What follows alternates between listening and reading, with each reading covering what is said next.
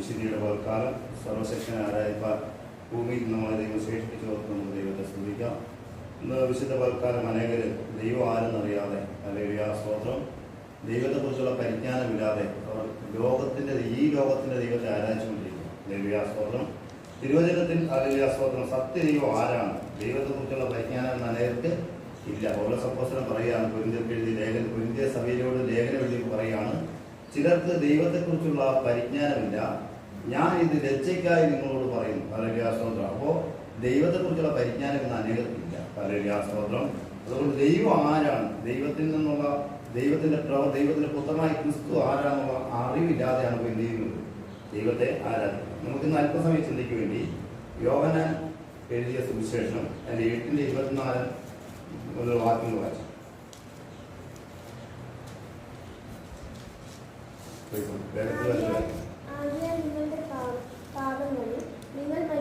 ആകയാൽ നിങ്ങളുടെ പാപങ്ങളിൽ നിങ്ങൾ മരിക്കുന്നു. ഞാൻ നിങ്ങളോട് പറയുന്നു, ഞാൻ അങ്ങനെയുള്ളവനെന്ന് വിശ്വസിക്കാഞ്ഞാൽ ഞാൻ അങ്ങനെയുള്ളവനെന്ന് നിങ്ങൾ വിശ്വസിക്കാഞ്ഞാൽ നിങ്ങൾ നിങ്ങളുടെ പാപത്തിൽ മരിക്കും. എങ്ങനെയുള്ളവനെന്ന് വിശ്വസിക്കണം. അല്ലെങ്കിൽ ആസ്പത്രം അല്ലെങ്കിൽ പാപത്തിൽ നിങ്ങൾ മരിക്കും. 3 വിധ മരണമുണ്ട്. അല്ലെങ്കിൽ ആസ്പത്രം വായിച്ചാട്ടെ. അല്ല എഫെസ്യർക്ക് എഴുതിയ ലേഖനം 3 വിധ മരണം. യോഹന്നാന്റെ സുവിശേഷം തന്നെ 8:21 വായിച്ചു.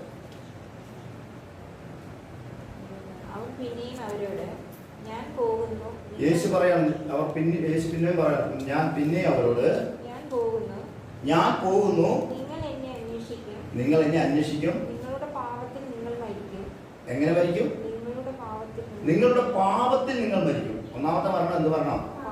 പാപത്തിൽ മരിക്കും. രണ്ടാമത്തെ മരണം വെളിപ്പാട് പുസ്തകം 14 അധ്യായം 13-ാമത്തെ വാക്യം വായിച്ചു.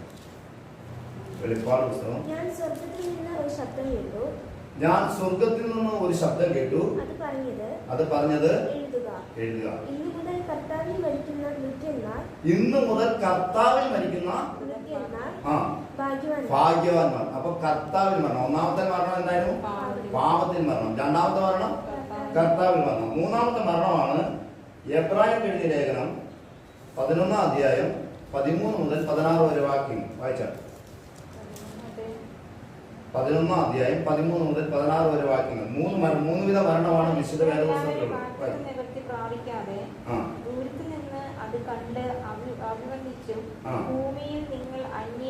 ഭൂമിയിൽ തങ്ങൾ അന്യരും പരദേശികളും ഏറ്റു പറഞ്ഞുകൊണ്ട് അവർക്ക് എങ്ങനെ മരിച്ചു? അബ്രഹാം മുതലുള്ള വിശുദ്ധന്മാർക്ക് എങ്ങനെയാ മരിച്ചത്? അബ്രഹാം, ഹാനോക്ക്, നോഹ, ഇയ്യോബ് അവരൊക്കെ എങ്ങനെ മരിച്ചേ? വിശ്വാസത്തിൽ മരിച്ചു. അപ്പൊ വിശുദ്ധ വേദപുസ്തകത്തിൽ 3 വിധ മരണമുണ്ട്. ഏതൊക്കെയാ? ഒന്ന് പാപത്തിൽ മരണം, പിന്നെ രണ്ടാമത് കർത്താവിലുള്ള മരണം, മൂന്നാമത്തെ പഴയ നിയമ വിശുദ്ധന്മാരിൽ എങ്ങനെ മരിച്ചേ? വിശ്വാസത്തിൽ മരിച്ചു. അല്ലെങ്കിൽ ആസ്വാദനം. എഫെസ്യർക്ക് എഴുതിയ ലേഖനം 2:1 കൂടെ വായിച്ചേ. 2:1. അതിക്രമങ്ങളാലും പാപങ്ങളാലും മരിച്ചവരായിരുന്ന നിങ്ങൾ. എങ്ങനെയാ ഈ മരണം വന്നത്? ഈ പാപത്തിലുള്ള മരണം എങ്ങനെയാ? അതിക്രമങ്ങളാലും പാപങ്ങളാലും മരിച്ചവരായിരുന്ന നിങ്ങളെയും അവൻ ഉയർപ്പിച്ച് മുമ്പ് നിങ്ങൾ എങ്ങനെയാ ജീവിച്ചിരുന്നത്? ഈ ലോകത്തിന്റെ കാലഗതി. അതെല്ലാം പാപം. ഈ ലോകത്തിനുള്ള ജീവിതം എല്ലാം എന്ത് മരണമാണ്? പാപത്തിലുള്ള മരണമാണ്. അപ്പൊ ഞാൻ അങ്ങനെയുള്ളവൻ എന്ന് വിശ്വസിച്ചില്ലെങ്കിൽ നിങ്ങൾ നിങ്ങളുടെ പാപത്തിൽ മരിക്കുമെന്ന് പറഞ്ഞു. എന്റെ അല്ലെങ്കിൽ യോഹന്നാന്റെ സുവിശേഷം 8:28 വായിച്ചത്. 8:28 മുതൽ യേശുവിനെ പറയണം. ആകയാൽ യേശു നിങ്ങൾ ശിഷ്യന്മാരോട് പറയാണ്, നിങ്ങൾ മനുഷ്യപുത്രനെ ഉയർത്തിയ ശേഷം, അതായത് കർത്താവ് ഉയർത്തുപോയതിനു ശേഷം ഞാൻ തന്നെയാണ് അവനെന്ന്, ഞാൻ സ്വയമായി ഒന്നും ചെയ്യാതെ പിതാവ് തന്നോട് പറയുന്നതൊക്കെയും എന്ന് പറഞ്ഞു. അല്ലെങ്കിൽ ഞാൻ ഉയർന്നതിന് ശേഷം അല്ലേ? അപ്പൊ എങ്ങനെയുള്ളവനെന്ന് വിശ്വസിക്കണം? 8 കാര്യം പറഞ്ഞിട്ടുണ്ട് എങ്ങനെയുള്ളവെന്ന് വിശ്വസിക്കണം. അല്ലെങ്കിൽ യോഹന്നാന്റെ സുവിശേഷം 8:23 വായിച്ചാൽ എങ്ങനെയുള്ളവെന്ന് വിശ്വസിക്കണം. 8 കാര്യം പറഞ്ഞിട്ട് വായിച്ചേ. നിങ്ങളൊക്കെ എവിടെ നിന്നുള്ളവരാ? ഒന്നാം മനുഷ്യൻ എവിടെ നിന്നുള്ളതാ? മണ്ണുകൊണ്ടുള്ളവൻ. രണ്ടാം മനുഷ്യൻ സ്വർഗീയൻ. മണ്ണുകൊണ്ടുള്ളവന്റെ പ്രതിമ ധരിച്ചവനെ നിങ്ങൾ ആരെയും സ്വർഗീയന്റെ പ്രതിമയും ധരിക്കും. അല്ലെങ്കിൽ ഒന്നാമത്തെ ആദാം എന്തായിത്തീർന്നു? ഒടുക്കത്തെ ആദാം ജീവിപ്പിക്കുന്ന ആത്മാവായി തീർന്നു. ഒന്നാമത്തെ ആദാം എന്തായി? പാപിയായി മരിച്ചു അല്ലേ? ഒടുക്കത്തെ ആദാമായിരിക്കുന്ന ക്രിസ്തു എന്ത് ചെയ്തു? നമ്മളെ ജീവിപ്പിക്കാൻ വേണ്ടി ഭൂമിയിലേക്ക് വന്നു. അപ്പൊ എങ്ങനെയുള്ളവരെന്ന് വിശ്വസിക്കണം? മുകളിൽ നിന്നുള്ളവരെന്ന് വിശ്വസിക്കണം. വായിച്ചു നമ്മളെ, നിങ്ങൾ കീഴിൽ നിന്നുള്ളവർ, ഞാൻ മേലിൽ നിന്നുള്ളവർ അല്ലെങ്കിൽ എന്ന് എന്ത് ചെയ്യണം? ഒന്നാമത്തെ വിശ്വാസം എങ്ങനെയായിരിക്കണം? എങ്ങനെയുള്ളവരെന്ന് വിശ്വസിക്കണം എന്നാ.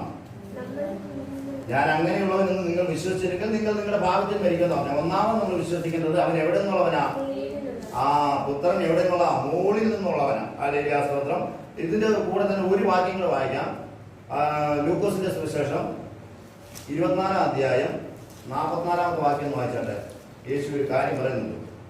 വായിച്ചു. പിന്നെ അവൻ അവരോട്, യേശു തന്റെ ശിഷ്യരോട്, ഇതായിരുന്നു ഞാൻ നിങ്ങളോട് കൂടെ ഇരുന്നപ്പോൾ ഞാൻ പറഞ്ഞ വചനം. എന്താ പറഞ്ഞത്? എവിടെയൊക്കെ എഴുതിയിട്ടുണ്ട്? മോശയുടെ ന്യായപ്രമാണത്തിലും പ്രവാചക പുസ്തകത്തിലും സങ്കീർത്തനങ്ങളിലും എന്നെ കുറിച്ച് എഴുതിയിട്ടുണ്ട്. എങ്ങനെയുള്ളവനെന്ന് അറിയണമെന്ന് പറഞ്ഞ് എഴുതിയിട്ടുണ്ട് അല്ലേ? മോശ എന്നാ പറഞ്ഞു? എന്നെ പോലെ ഒരു പ്രവാചകനെ ജനത്തിന്റെ ഇടയിൽ നിന്ന് ദൈവം നിങ്ങൾക്ക് എന്ത് ചെയ്യും? ഉയർപ്പിച്ചു തരും. മോശ ദൈവത്തിന്റെ ഭവനത്തിലൊക്കെ ആരായിരുന്നു? വിശ്വസ്തനായി. യേശുവോ? യേശു ആരാ? ദൈവത്തിന്റെ ഭവനത്തിലൊക്കെ അധികാരിയാണ്. മോശ ആരായിരുന്നു? വിശ്വസ്തൻ. യേശുവോ? ദൈവത്തിന്റെ ഭവനത്തിന്റെ അധികാരി മോശയല്ല. ആരാ? അത് മോശ പറഞ്ഞു, എന്നെ പോലെ ഒരു പ്രവാചകനെ ജനത്തിന്റെ ഇടയിൽ നിന്ന് എന്ത് ചെയ്യും? ദൈവം എഴുന്നേൽപ്പിച്ചു തരും. അല്ലെങ്കിൽ ഞാൻ ഉയർത്തതിന് ശേഷം നിങ്ങൾ അറിയും. മോശയുടെ പുസ്തകത്തിലും ന്യായപ്രമാണ പുസ്തകം, മോശയുടെ ന്യായപ്രമാണത്തിലും പ്രവാചക പുസ്തകത്തിലും സങ്കീർത്തനങ്ങളിലും എന്നെ കുറിച്ച് എഴുതിയിരിക്കുന്നു. എങ്ങനെയുള്ളവനെന്ന് അറിയണം? ഒന്ന്, മുകളിൽ നിന്നുള്ളവൻ. പിന്നെ രണ്ട്, ഈ ലോകത്തിൽ നിന്നുള്ളവൻ എന്നെ എന്ത് ചെയ്യണം? അറിയണം. എബ്രായർക്ക് എഴുതിയ ലേഖനം 9:11-12 വായിച്ചാൽ.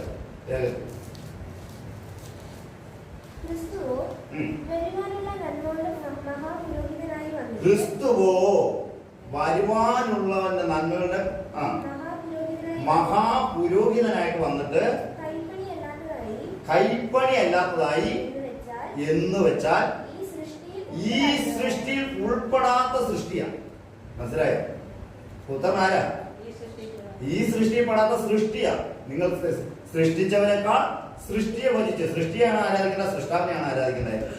യേശു കർത്താവ് മത്തായിയുടെ സുവിശേഷം 4:10 പറയാം, നിങ്ങൾ എന്താ ആരെ മാത്രം ആരാധിക്കണം? പിതാവിനെ മാത്രം ആരാധിക്കണം. അല്ലെങ്കിൽ എല്ലാ ലേഖനത്തിന്റെ 1 മുതൽ 3 വരെ 4 വരെയുള്ള വാക്യങ്ങളിൽ എഴുതിയിരിക്കുന്നു. നമ്മുടെ പിതാവായ ദൈവത്തിൽ നിന്നും നമ്മുടെ കർത്താവായ യേശു നമ്മൾ ആരാന്ന് പറഞ്ഞേക്കുന്നത്? കർത്താവിനെ രണ്ടാമത്തെ ദൈവമാണ്. അല്ലെങ്കിൽ ആ സ്തോത്രം. ദൈവം നമുക്ക് വേണ്ടി പക്ഷപാതം കഴിച്ചുകൊണ്ടിരിക്കുന്ന, ദൈവത്തിന്റെ വലതുഭാഗത്തിരിക്കുന്ന, ശത്രുക്കൾ തന്നെ പാൽകുടമാവോളം കാത്തുകൊണ്ടിരിക്കുന്ന ദൈവോത്തരനെ ആവരാക്കി പുത്രനാ ദൈവമാക്കി. പുത്രനാ ദൈവം ആരാ? ലൂസിഫറാണ്. അവൻ ദൈവത്തിന്റെ പുത്രനായിരുന്നു. അവൻ അത്യുന്നതനോട് സമനാകും, അത്യുന്നതനോട് തുല്യനാകും, അത്യുന്നതന്റെ മീതെ എന്ന് ഞാൻ വാണുള്ളൂ എന്നൊക്കെ പറഞ്ഞ ആരാ? അവനാ പുത്രനാ ദൈവം എന്ന് പറയുന്നത്. അതുകൊണ്ട് പൗലോസ് അപ്പോസ്തലൻ കൊരിന്ത്യർക്കെഴുതിയ ലേഖനത്തിൽ പറയുകയാണ്, ഞങ്ങൾ പ്രസംഗിക്കാത്ത മറ്റൊരു യേശുവിനെ പ്രസംഗിക്കുന്നവർ. അവർ ഏത് യേശുവിനെ പ്രസംഗിക്കുന്നത്? പുത്രനാ ദൈവത്തെ. ഞങ്ങൾ പ്രസംഗിക്കാത്ത മറ്റൊരു യേശുവിനെ, അവൻ ദൈവമെന്ന് നടിച്ചുകൊണ്ട് ദൈവാലയത്തിലിരുന്നുകൊണ്ട് ദൈവമെന്നും പൂജാഭിഷേകമെന്നും തന്നെത്താൻ ഉയർത്തുന്ന എതിരാളിയത്ര. ക്രിസ്തു എങ്ങനെയായിരുന്നു? ക്രൂശിന്റെ മരണത്തോളം തന്നെത്താൻ താഴ്ത്തിയല്ലേ? എവിടെയെങ്കിലും താൻ ദൈവത്തോടൊപ്പം ആക്കിയോ? അവൻ പറഞ്ഞെന്താ? എന്നെ നിങ്ങൾ നല്ലവനെന്ന് പറയരുത്, പിതാവ് ഒരുവനല്ലാതെ നല്ലവൻ ആരുമില്ല. ഹല്ലേലൂയ, സ്തോത്രം. ഞാൻ പിതാവിന്റെ പേരിലേക്കൊക്കെ നമുക്ക് വരാം. അപ്പൊ 8 കാര്യം പറഞ്ഞിട്ടുണ്ട്. ഇപ്പൊ നമ്മൾ 2 കാര്യം എന്ത് ചെയ്ത് പറഞ്ഞു? 3 കാര്യം പറഞ്ഞു. 1, മുകളിൽ നിന്നുള്ളവനാണെന്ന് അറിയണം. 2, ഈ ലോകത്തിൽ നിന്നുള്ളവൻ അല്ലെന്ന് വിശ്വസിക്കണം. പിന്നെ 3, ഈ സൃഷ്ടിയിൽ പെടാത്ത. ഏത് സൃഷ്ടിയിൽ? ഒന്നാം മനുഷ്യൻ മണ്ണുകൊണ്ടുള്ളവൻ, രണ്ടാം മനുഷ്യൻ സ്വർഗീയ. ദൈവത്തിന്റെ വായിൽ നിന്ന് പുറപ്പെട്ട വചനം ജഡമായത്. പക്ഷേ ദൈവത്തിൽ നിന്ന് സൃഷ്ടിച്ചതാണ്. ദൈവം നമ്മളെ മണ്ണുകൊണ്ടുണ്ടാക്കി. പുത്രനെ എങ്ങനെ സൃഷ്ടിച്ചേ? വചനം കൊണ്ട്. എങ്ങനെയാ വചനം കൊണ്ട് സൃഷ്ടിച്ചത്? ഉൽപ്പത്തി പുസ്തകം 3:15 പറയാണ്, സ്ത്രീയുടെ സന്തതി സർപ്പത്തിന്റെ തലയെ തകർക്കും. ഗലാത്യർക്ക് എഴുതിയ ലേഖനത്തിൽ വന്നപ്പോൾ പൗലോസ് അപ്പോസ്തലൻ പറയാണ്, കാലസമ്പൂർണത വന്നപ്പോൾ സ്ത്രീയിൽ നിന്ന് ജനിച്ചവനായി ക്രിസ്തു വന്നു. അപ്പൊ കാലസമ്പൂർണത വരും വരെ എവിടെയായിരുന്നു? ദൈവത്തിന്റെ ജ്ഞാനത്തിലായിരുന്നു. ആ ജ്ഞാനത്തിൽ എവിടെയായിരുന്നു നമുക്ക് വീണ്ടും പറഞ്ഞു വരാം. ഇപ്പൊ ഈ 8 കാര്യം ആദ്യം പറയാം. ഈ സൃഷ്ടിയിൽ പെടാത്തവനെന്നും വിശ്വസിക്കണം. പിന്നെ 1 Corinthians 15:45 വായിച്ചാട്ടെ.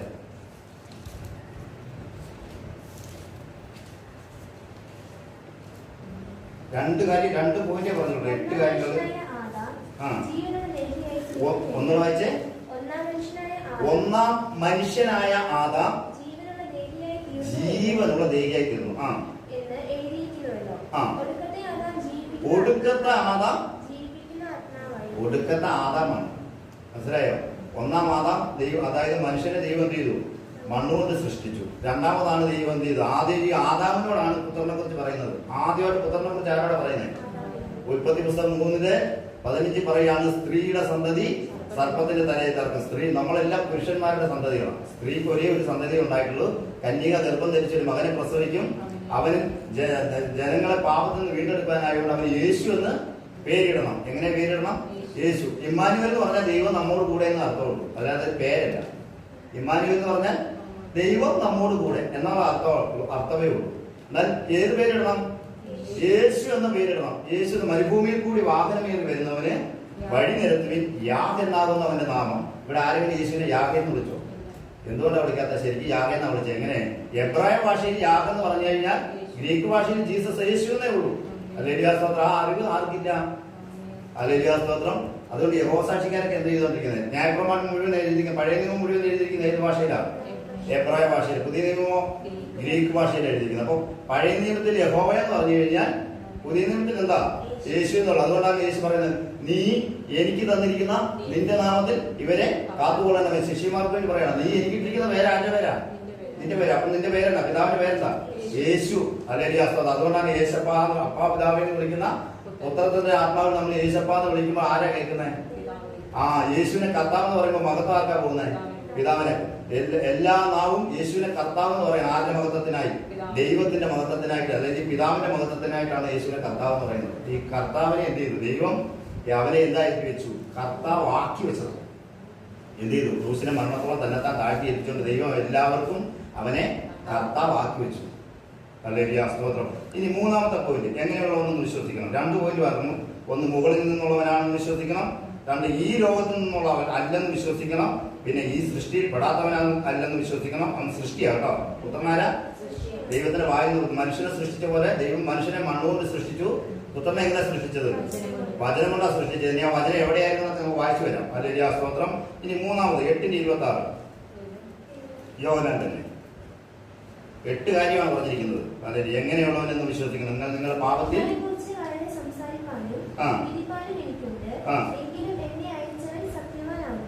സത്യവാൻ എന്നെ അയച്ചെന്ന് നിങ്ങൾ വിശ്വസിക്കണം. ഇവിടെ എല്ലാവരും പറയുന്നത് പുത്രൻ തന്നെയും വന്നല്ലേ അല്ലേ? എങ്ങനെയാ വിശ്വസിക്കേണ്ടത്? ഒന്ന്, വിശ്വസിക്കുന്നത് മുകളിൽ നിന്നുള്ളവനെന്ന് വിശ്വസിക്കണം. ഈ ലോകത്തിൽ നിന്നുള്ള അല്ലെന്ന് വിശ്വസിക്കണം. പിന്നെ മുകളിൽ സത്യവാൻ എന്നെ അയച്ചെന്ന് വിശ്വസിക്കണം. പിന്നെ യോഹന്നാന്റെ സുവിശേഷം 8:26-27 വായിച്ചത്. 26 മുതൽ വായിച്ചു. സത്യവാൻ എന്നെ അയച്ചിരിക്കുന്നെന്ന് അവനോട് കേട്ടോ വെച്ചാൽ പിതാവിനോട് കേട്ടത് തന്നെയാണ് ഞാൻ എന്ത് ചെയ്യുന്നത്? ലോകത്തോട് സംസാരിക്കുന്നത്. 27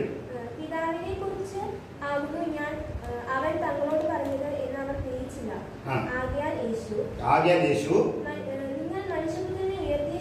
അവർ ശിഷ്യന്മാർ ഗ്രഹിച്ചില്ല. അപ്പം യേശു പിന്നെ പറയാണ്, നിങ്ങൾ മനുഷ്യപുത്രനെ ഉയർത്തിയ ശേഷം ഞാൻ തന്നെയാണ് അവനെന്ന്. ആര് പറഞ്ഞ? മോശ പറഞ്ഞ, പ്രവാചകൻ ഞാൻ തന്നെയാണെന്നും ഞാൻ സ്വയമായിട്ടൊന്നും ചെയ്തില്ല എന്നും പിതാവ് അവനെ ഉപദേശിച്ചു കൊടുക്കാൻ, മരിച്ചവരെ ഉയർപ്പിക്കാൻ പറയുന്നു, കുരുടർക്ക് സൗഖ്യം കൊടുക്കാൻ പറയുന്നു. അല്ല, യേശു പറഞ്ഞു, എനിക്ക് സ്വതവേ ഒന്നും ചെയ്യാൻ കഴിയില്ല, പിതാവ് എന്നിൽ വസിച്ചുകൊണ്ട് തന്റെ പ്രവൃത്തി ചെയ്യുന്നു. ഹല്ലേലൂയ സ്തോത്രം. ഹല്ലേലൂയ. പിതാവ് എന്നിൽ വസിച്ചുകൊണ്ട് തന്റെ പ്രവൃത്തി ചെയ്യുന്നു. എനിക്ക് സ്വതവേ ഒന്നും ചെയ്യാൻ കഴിയില്ലെന്നാണ് പറഞ്ഞ കർത്താവ്. ഹല്ലേലൂയ സ്തോത്രം. പിതാവിനോട് കേൾക്കുന്നത് തന്നെയാണ് പറയുന്നത്. വീണ്ടും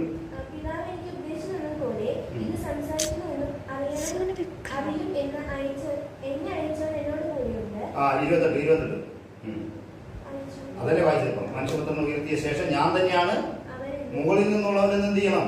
വിശ്വസിക്കണം. ഉയർത്തിയ ശേഷം വിശ്വസിക്കണം. ഞാൻ തന്നെയാണ് ആ മുകളിൽ നിന്ന് സ്ത്രീയുടെ സന്തതിയായിട്ട് വന്നവൻ ഞാൻ തന്നെയാണ്. നിങ്ങൾ എന്ത് ചെയ്യണം? വിശ്വസിക്കണം. ഹല്ലേലൂയ സ്തോത്രം. ഇനി 6 28 സ്വയമായിട്ടൊന്നും ചെയ്യുന്നില്ല എന്ന് എന്ത് ചെയ്യണം? 8 പോയിന്റാ പറഞ്ഞത്. 1 പറഞ്ഞാൽ മുകളിൽ നിന്നുള്ളവനാണെന്ന് പറഞ്ഞു. 2 ഈ ലോകത്തിൽ നിന്നും അല്ലവനെന്ന് പറഞ്ഞു. ഈ സൃഷ്ടിയിൽ പെടാത്തവനല്ലെന്ന് പറഞ്ഞു. പിന്നെ സൃഷ്ടിയാണ് അല്ലേ? പിന്നെ ഒടുക്കത്തെ ആദാമാണ്. സത്യവാൻ എന്നെ അയച്ചിരിക്കുന്നു എന്ന് പറഞ്ഞു. പിന്നെ മനുഷ്യപുത്രനെ ഉയർത്തിയ ശേഷം ഞാൻ തന്നെയാണ് മുകളിൽ നിന്നുള്ളവൻ എന്ത് ചെയ്യണം? വിശ്വസിക്കണം. പിന്നെ സ്വയമായിട്ട് ഒന്നും ചെയ്യുന്നില്ലെന്ന് എന്ത് ചെയ്യണം? വിശ്വസിക്കണം. പിന്നെ 29 വായിച്ചേ. എന്നെ അയച്ചവൻ എന്നെ അയച്ചവൻ എന്നോട് കൂടെ ഉണ്ടെന്ന് വിശ്വസിക്കണം. ഹല്ലേലൂയ. അതുകൊണ്ടാണ് ശിഷ്യ ചോദിച്ചത്, ഞങ്ങൾക്ക് എനിക്ക് പിതാവിനെ കാണിച്ചു തരണമെന്ന് പറഞ്ഞപ്പോൾ യേശു എന്താ പറഞ്ഞേ? എന്നെ കണ്ടവൻ എന്റെ പിതാവിനെ കണ്ടിരിക്കുന്നു, ഞാനും പിതാവും ഒന്നാകുന്നു. എന്തുകൊണ്ടാണ് അങ്ങനെ പറഞ്ഞത്? പിതാവിനെ ആരും ഒരു നാളും കണ്ടിട്ടില്ല, കാണാൻ കഴിയില്ല. കാരണം ഈ കാണുന്ന ആകാശത്തെ അവൻ കൈകൊണ്ടാണ് വിരിച്ചത്. എങ്ങനെ വിരിച്ചത്? കൈകൊണ്ട് വിരിച്ചത്. പിന്നെ സമുദ്രത്തിലെ വെള്ളത്തെ അവൻ എന്ത് ചെയ്യുന്നു? കൈക്കുമ്പിളിൽ കൂട്ടുന്നു, കാറ്റിനെ തന്നെ മുഷ്ടിയിൽ പിടിച്ചടക്കുന്നു. പിന്നെ ഭൂമിക്ക് അടിസ്ഥാനം ഇട്ടിരിക്കുക. ഭൂമിക്ക് ഫൗണ്ടേഷൻ ആരാ? നമ്മൾ താമസിക്കുന്ന ഈ ഭൂമിയെക്കാളും 20,000 മടങ്ങ് വലിപ്പമുള്ള സൂര്യനെ, അതിന്റെ ഏറ്റവും കുറഞ്ഞ താപനില 20,000 ലക്ഷക്കണക്കിന് ഡിഗ്രി ചൂടും അതിന് കൂടിയതായിട്ടുണ്ട്. അതിനെയൊക്കെ സൃഷ്ടിച്ച ദൈവം ഒരു 6 അടി പൊക്കമുള്ള മനുഷ്യനാണ്. അവന്റെ വലിപ്പം നമുക്ക് കാണാൻ പറ്റുമോ? ദൈവത്തിന്റെ സകല സമ്പൂർണതയും ലേഖനവുമായി ആരുടെ വസിച്ചേ? ഈ പുത്രനെ വസിച്ചേ. അതുകൊണ്ടാണ് എന്നെ കണ്ടവൻ എന്റെ പിതാവിനെ, ദൈവത്തിന്റെ പൂർണ്ണത മനുഷ്യനാർക്കും കാണാൻ കഴിയില്ലായിരുന്നു. അതുകൊണ്ട് പറയാണ് എന്നെ കണ്ടവൻ എന്റെ പിതാവിനെ കണ്ടിരിക്കും, ഞാനും പിതാവും ഒന്നായിരുന്നു. എങ്ങനെ ഞാനും പിതാവ് ഒന്നാകുന്നത്? ദൈവാത്മാവാകുന്നു അല്ലേ? ദൈവാത്മാവ് എന്ന് പറഞ്ഞാൽ എന്താ? ശക്തിയാകുന്നു. ദൈവം ശക്തിയാകുന്ന ആത്മാവാണ് എന്ന് വെച്ച് കഴിഞ്ഞാൽ, ഉയരത്തുനിന്ന് ശക്തി ധരിക്കുമ്പോൾ നിങ്ങൾ എന്ത് ചെയ്യാൻ പറഞ്ഞു? നഗരത്തിൽ പാർക്കാൻ പറഞ്ഞു. 120 പേരിൽ എന്ത് വന്നു? ദൈവശക്തി വന്നു. ശക്തി വന്നപ്പോൾ അവരെങ്ങനെ പ്രവചിച്ചു, അന്യഭാഷയിൽ എന്ത് ചെയ്തു? ദൈവം സംസാരിച്ചു. തങ്ങൾ ഹല്ലേലൂയ സ്തോത്രം ജനിച്ച ഭാഷയിൽ എന്ത് ചെയ്തു? അവര് സംസാരിച്ചു. ഹല്ലേലൂയ സ്തോത്രം. നമ്മളൊക്കെ ജനിച്ചപ്പോൾ ഏത് ഭാഷയായിരുന്നു? എവിടെ വെച്ചാ ഭാഷ കലക്കിയത്? ബാബേൽ ഗോപുരം പണിതപ്പോഴാണ് ഭാഷ കലക്കിയത്. അതുവരെ മനുഷ്യർക്ക് ഏത് ഭാഷയായിരുന്നു? ഒരു ഭാഷയായിരുന്നു. ഹല്ലേലൂയ സ്തോത്രം. ഒറ്റൊരു ഭാഷയേ ഉള്ളായിരുന്നു. അതുപോലെ തന്നെ ഭൂമിയിൽ എത്ര സമുദ്രം ഉണ്ടായിരുന്നു? ഒറ്റ സമുദ്രമേ ഉള്ളായിരുന്നു. വെള്ളമല്ല ഒരിടത്ത് കൂടട്ടെന്നാ പറഞ്ഞത്. പിന്നെ എങ്ങനെയാ സമുദ്രങ്ങൾ ഇത്ര ആയത്? നോഹയുടെ കാലത്ത് പ്രളയം വന്നതിന് ശേഷം എന്ത് ചെയ്തു? അത് കഴിഞ്ഞുണ്ടായ ഭൂമിയിലാണ് ഈ സമുദ്രങ്ങൾ ഇങ്ങനെ വന്നത്. ആദ്യം എങ്ങനെയായിരുന്നു? കര കാണട്ടെ എന്ന് പറഞ്ഞു, വെള്ളമെല്ലാം എവിടെ ചെയ്തു? ഒരിടത്താണ് കൂടി. എത്ര ഇടത്ത് കൂടി? ഒരിടത്ത് കൂടി. ഇപ്പോൾ എത്ര ഇടത്തുണ്ട്? എത്ര സമുദ്രമുണ്ട്? സമുദ്രം കിടക്ക പലയിടത്താണ് അല്ലേ? ഇന്ത്യൻ മഹാസമുദ്രമുണ്ട്, പസഫിക് സമുദ്രമുണ്ട്, അങ്ങനെ അറബിക്കടലുണ്ട്. അങ്ങനെ ഓരോ കടലുകളും കുറെ കടലുകൾ അല്ലെങ്കിൽ അപ്പോൾ ഉണ്ട്. എന്നാൽ അന്ന് അങ്ങനെയല്ല, അല്ലെങ്കിൽ ഒരേ സ്ഥലത്തായിരുന്നു. അപ്പോ ആ ഭാഷ അതുവരെ ഏത് ഭാഷയിലാണ് സംസാരിച്ചേ? സ്വർഗീയ ഭാഷയാണ് മനുഷ്യരൊക്കെ സംസാരിച്ചത്. അതുകൊണ്ടാണ് ഏതോട്ടത്തിൽ ഈ ആദാം സംസാരിച്ച ആരോടാ? ദൈവത്തോട് സംസാരിച്ചത്. ഏത് ഭാഷയിലാണ് സംസാരിച്ചത്? ദൈവത്തിന്റെ അന്യഭാഷയിലാണ് സംസാരിച്ചത്. അന്ന് ഈ മനുഷ്യർ ഈ ബാബേൽ ഗോപുരം പണിയുന്ന വരെ ഒരു ഭാഷയുള്ളായിരുന്നു, ഒറ്റ ഭാഷ, ദൈവത്തിന്റെ ഭാഷയിലാണ് എന്ത് ചെയ്തത്? സംസാരിച്ചത്. പിന്നെ ഇനി 6ാമത്തെ വായിച്ചത്, സ്വയമായിട്ടൊന്നും ചെയ്യുന്നില്ല എന്ന് വിശ്വസിക്കുന്നു. 7ാമത്തെ പോയിന്റ്, എന്റെ അയച്ചവൻ എന്നോട് കൂടെ ഉണ്ടെന്ന് നിങ്ങൾ വിശ്വസിക്കണം. ഇനി 8ാമത്തെ പോയിന്റ് 8:29, ഏകനല്ല ഏകനായിട്ട് തന്നെ പറഞ്ഞു. ഇങ്ങനെ സംസാരിച്ചുകൊണ്ടിരുന്നപ്പോൾ പലരും അവനെ വിശ്വസിച്ചു. ഹല്ലേലൂയ സ്തോത്രം. യോഹന്നാന്റെ സുവിശേഷം 7:25 മുതൽ വായിച്ചത്.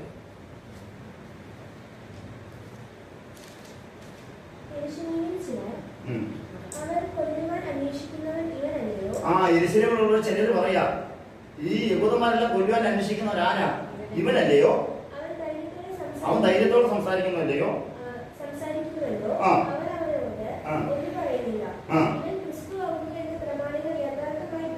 ഇവർ ക്രിസ്തു ആകുന്നുവെന്ന് ഇവർ യഥാർത്ഥമായി ഗ്രഹിച്ചു. ആരാകുന്നു വിശ്വസിക്കണം? ക്രിസ്തു എന്ന് പറഞ്ഞാൽ അർത്ഥം എന്താ? അഭിഷേക്തൻ. അഭിഷേകം കൊടുക്കുന്ന ആരാ? ദൈവം. ദൈവമാണ് ആർക്ക് അഭിഷേകം കൊടുക്കുന്നത്? നമുക്ക് എല്ലാവരും കൂടി വ്യാപരിക്കുന്നവൻ, എല്ലാവരും ഇരിക്കുന്നവൻ, എല്ലാവർക്കും മീതിയിരിക്കുന്നവൻ, എല്ലാവർക്കും ദൈവവും പിതാവുമായവൻ ഒരുവൻ. ആത്മാവ് ഒന്ന്. റോമർക്കെഴുതിയാന്ന് പറയാം, ആത്മാവ് എത്രയുണ്ട്? ഒന്ന്. ബൈബിളിൽ എത്ര ആത്മാവിനെ കുറിച്ച് പറയുന്നത്? ഏലിയാവിന്റെ ആത്മാവ് എലീശയിൽ വന്നു. ക്രിസ്തുവിന് വരുവാനുള്ള കഷ്ടങ്ങളെ കുറിച്ച് ക്രിസ്തുവിന്റെ ആത്മാവ്, മനുഷ്യ ആത്മാവ്, ദൈവ ആത്മാവാകുന്നു. പരിശുദ്ധ ആത്മാവ്. ഇപ്പൊ എത്ര ആത്മാവായി? ആത്മാവിന്റെ എണ്ണം അങ്ങനെ കൂടിക്കൊണ്ടിരിക്കല്ലേ. പക്ഷെ എത്ര റോമർക്കെഴുതിയാന്ന് പറഞ്ഞിരിക്കുന്നത് എന്താ? ആത്മാവ് ഒന്ന്. ഏലിയാവിന്റെ ആത്മാവ് എലീശയിൽ വന്നെന്ന് പറഞ്ഞാൽ ഏലിയാവിന്റെ ആത്മാവ് പറഞ്ഞാൽ ഏലിയാവിന്റെ ദൈവം. ഏലിയാവിന്റെ ദൈവം ആരുടെ മേൽ വന്നു? എങ്ങനെ എലീശയുടെ മേൽ വന്നതായിരുന്നത്? ഏലിയാവ് ചെയ്ത പ്രവൃത്തി തന്നെ എലീശയും ചെയ്തു. യോർദാനിലേക്ക് എന്ത് ചെയ്തു? ഏലിയാവിന്റെ ദൈവം എവിടെയെന്ന് ചോദിച്ചാൽ എന്ത് ചെയ്തു? പുറത്ത് പഠിച്ചപ്പോ യോർദാൻ എന്തായി? 2ആയി. അപ്പം ഏലിയാവിന്റെ ദൈവം ആരുടെ കൂടെ വന്നു? അപ്പൊ ഏലിയാവിന്റെ ആത്മാവ് പറഞ്ഞ ആത്മാവ് ദൈവം ആത്മാവാകുന്നു. ഏലിയാവിന്റെ ആത്മാവ് എലീശയുടെ മേൽ വന്നെന്ന് പറഞ്ഞാൽ ഏലിയാവിന്റെ ദൈവം എലീശയുടെ മേലും വന്നു. ഇതൊന്നും ആർക്കറിയുന്നില്ല. ഈ തൃത്തക്കാർക്ക് അവരെന്ത് ചെയ്യുന്നു? അവർ ദൈവത്തിന്റെ ശക്തിയെ മൂന്നാമത്തെ വ്യക്തിയാക്കി. ഹല്ലേലൂയ സ്തോത്രം. മൂന്നാമത്തെ വ്യക്തിയാക്കി തൃത്വം ഉണ്ടായി. AD 325 ചെയ്തു ഈ തൃത്വം എന്നുള്ള ഉപദേശം ഉണ്ടായി. അതിന് കത്തോലിക്ക, CSI, സാൽവേഷൻ ആർമി, സെവന്ത്-ഡേ, പിന്നെ ബ്രദറൻ, പിന്നെ ഇതെല്ലാം ഒരു ബാബിലോണിന്റെ ആരാധനകളാണ്. മഹദിയ ബാബിലോണിന്റെ തൃത്വ ആരാധന. ആ ആരാധന എന്നാ വന്നത്? AD 300. ഹല്ലേലൂയ സ്തോത്രം. ഇവര് പറയുന്നത് 1-ാം നൂറ്റാണ്ടിൽ സഭ ചെതറിപ്പോയി. പിന്നെ എന്ത് ചെയ്തു? 3-ാം നൂറ്റാണ്ടിൽ കത്തോലിക്ക സഭ വന്നു. അതിൽ നിന്നാണ് പിന്നെ ബന്ധപ്പെട്ട ഉണ്ടായിരുന്നത്. പക്ഷെ ബൈബിൾ എന്താ പറയുന്നത്? ഞാൻ എന്റെ സഭയെ പണിയും, പാതാള ഗോപുരങ്ങൾ ജയിക്കുകയില്ല. ഹല്ലേലൂയ സ്തോത്രം. അർമേനിയ മുതലുള്ള രാജ്യങ്ങളിൽ 10 രാജ്യങ്ങളിൽ പൗലോസും പത്രോസും ഒക്കെ ആരംഭിച്ച സഭകൾ ഇന്നും ഉണ്ട്. അന്നുമുള്ള സഭ ഇന്നും ഉണ്ട്. ഞാൻ എന്റെ സഭയെ പണിയും, പാതാള ഗോപുരങ്ങൾ അതിനെയൊന്നും ജയിച്ചിട്ടില്ല. എന്നാൽ അവർ ചെതറിപ്പോയി. പക്ഷെ എന്ത് ചെയ്തിട്ടില്ല? ജയിച്ചിട്ടില്ല. അന്നേരമാണ് ഈ തൃത്വം കൊണ്ടുവന്നത്. തൃത്വം കൊണ്ടുവന്ന 3 ദൈവമുണ്ട്. 3 ദൈവം 3 വ്യക്തികളായിരിക്കുന്ന ദൈവം ഉണ്ടെന്ന് ഇവര് പഠിപ്പിക്കുകയാണ്. ഹല്ലേലൂയ സ്തോത്രം. എന്നാലും അങ്ങനെയാണ് വചനം പറയാന്ന്. ഉൽപ്പത്തി മുതൽ വെളിപ്പാട് വരെ എത്ര ദൈവത്തെ കുറിച്ചാണ് പറയുന്നത്? ഒരു ദൈവമുള്ളൂ, ഏക ദൈവമേ ഉള്ളൂ. ഹല്ലേലൂയ സ്തോത്രം. യോഹന്നാൻ 17:3 പറയാണ്, ഏക സത്യദൈവമായ നിന്നെയും നീ അയച്ച യേശുവിനെയും അറിയുന്നത് തന്നെ. ഇനി യോഹന്നാന്റെ സുവിശേഷം 7:40-41 വായിച്ചാൽ പുരുഷാരത്തിൽ പലരും ആ വാക്ക് കേട്ടിട്ട് ഇവൻ സാക്ഷാൽ ആ പ്രവാചകനാണ്. ഇവൻ ആ എങ്ങനെയുള്ളവനെന്ന് വിശ്വസിക്കണം. ഇവൻ ആ സാക്ഷാൽ ആ പ്രവാചകൻ. ഏത് പ്രവാചകൻ? മോശ പറഞ്ഞ എന്നെപ്പോലെ ഒരു പ്രവാചകനെ ജനത്തിന്റെ ഇടയിൽ നിന്ന് ദൈവം എന്ത് ചെയ്യും? അവന്റെ വാക്ക് കേൾക്കാത്തവരൊക്കെ എന്തായിത്തീരുമെന്ന് പറഞ്ഞേ? മരണത്തിന്, അതിന് പാപത്തിന് മരിക്കും. ഹല്ലേലൂയ. ഇവൻ സാക്ഷാൽ ആ പ്രവാചകൻ ആകുന്നു എന്ന് പറഞ്ഞു. ഇവൻ ക്രിസ്തു തന്നെ. ക്രിസ്തു എന്ന് പറഞ്ഞ അഭിഷേകൻ, അഭിഷേകം പ്രാപിച്ച ക്രിസ്തു തന്നെ എന്നും മറ്റു ചിലർ ഗലീലയിൽ നിന്നോ ക്രിസ്തു വരുന്നത്, ദാവീദിന്റെ സന്തതിയിൽ നിന്ന് ദാവീദ് പാർത്ത ഗ്രാമമായ ബെത്ലഹേമിൽ നിന്ന് ക്രിസ്തു വരുന്നുവെന്ന് തിരുവെഴുത്ത് പറയുന്നില്ലയോ എന്ന് പറഞ്ഞു. അപ്പൊ ഇവൻ ആരാണ് പറഞ്ഞത്? ഇവൻ ക്രിസ്തു തന്നെയെന്ന് നമ്മൾ എന്ത് ചെയ്യണം? വിശ്വസിക്കണം. യെശയ്യാ പ്രവാചകന്റെ പുസ്തകം 6:1 വായിച്ചത്. ഉസിയാ രാജാവ് മരിച്ച ആണ്ടിൽ കർത്താവ് ഉയർന്നു പൊങ്ങിയുള്ള സിംഹാസനത്തിൽ ഇരിക്കുന്നത് ഞാൻ കണ്ടു. അവന്റെ വസ്ത്രത്തിന്റെ വിളങ്ങുകൾ മന്ദിരത്തെ നിറച്ചിരുന്നു. സാറാഫുകൾ അവന് ചുറ്റും നിന്നു. ഓരോരുത്തരും 6 ചിറകുണ്ടായിരുന്നു. 2 കൊണ്ട് അവർ മുഖം മൂടി, 2 കൊണ്ട് കാല് മൂടി, 2 കൊണ്ട് പറന്നു. ഒരുത്തനോട് ഒരുത്തൻ, സൈന്യങ്ങളുടെ യഹോവ പരിശുദ്ധൻ പരിശുദ്ധൻ പരിശുദ്ധൻ, സർവ്വഭൂമിയും അവന്റെ മഹത്വം കൊണ്ട് നിറഞ്ഞിരിക്കുന്നു എന്ന് സർവ്വഭൂമിയും അവന്റെ മഹത്വം കൊണ്ട് നിറഞ്ഞിരിക്കുന്നു എന്ന് ആർത്ത് പറഞ്ഞു. ഹല്ലേലൂയ സ്തോത്രം. സർവ്വഭൂമിയും ആരുടെ മഹത്വം കൊണ്ടാ? പിതാവായ ദൈവത്തിന്റെ മഹത്വം കൊണ്ട് നിറഞ്ഞിരിക്കുന്നു. ഹല്ലേലൂയ സ്തോത്രം. Praise the Lord. ഇനി ആരാണ് യേശു? ഹല്ലേലൂയ സ്തോത്രം. യോഹന്നാൻ 1:14 വായിച്ചാൽ. സുവിശേഷം. ആദിയിൽ വചനം ഉണ്ടായിരുന്നു, വചനം ദൈവത്തോടു കൂടിയായിരുന്നു, അത് 1:14 വായിച്ചല്ലേ? 14. ആ വചനം എന്തായി? ജഡമായി തീർന്നു. ആദ്യം വചനം ഉണ്ടായിരുന്നു, വചനം എവിടെയായിരുന്നു? ദൈവത്തോടു കൂടിയായിരുന്നു, വചനം ദൈവമായിരുന്നു. ആ വചനം എന്ത് ചെയ്തു? ജഡമായി. വചനം ശരീരമായെന്നാണ് അതിന്റെ അർത്ഥം. ഏത് വചന ശരീരമായി? ഈ ബൈബിളിലെ 66 പുസ്തകമാണോ? ഉൽപ്പത്തി പുസ്തകം 3:15 പറഞ്ഞ സ്ത്രീയുടെ സന്തതി എന്ന വചനം ജഡമായി, ശരീരമായി. മനസ്സിലായില്ലേ? വചനം എവിടെയായിരുന്നു? ആദ്യം വചനം ഉണ്ടായിരുന്ന വചനം ദൈവത്തോട് കൂടെയായിരുന്നു പറഞ്ഞത്. എങ്ങനെയാ ദൈവത്തോട് കൂടെയാകുന്നത്? വായിച്ചാട്ടെ. മത്തായിയുടെ സുവിശേഷം 4:4 വായിച്ചാട്ടെ. വചനം എവിടെ? ദൈവത്തോട് കൂടെ എന്ന് പറയുമ്പോൾ എങ്ങനെയായിരുന്നു? മനുഷ്യൻ അപ്പം കൊണ്ട് മാത്രമല്ല, വചനം എവിടെ നിന്നാ തുടങ്ങുന്നത്? ദൈവത്തിന്റെ വായിൽ നിന്ന് പുറപ്പെടുന്ന. അപ്പൊ ദൈവത്തിന്റെ കൂടെയായിരുന്നു എന്ന് പറഞ്ഞാൽ എവിടെയായിരിക്കും?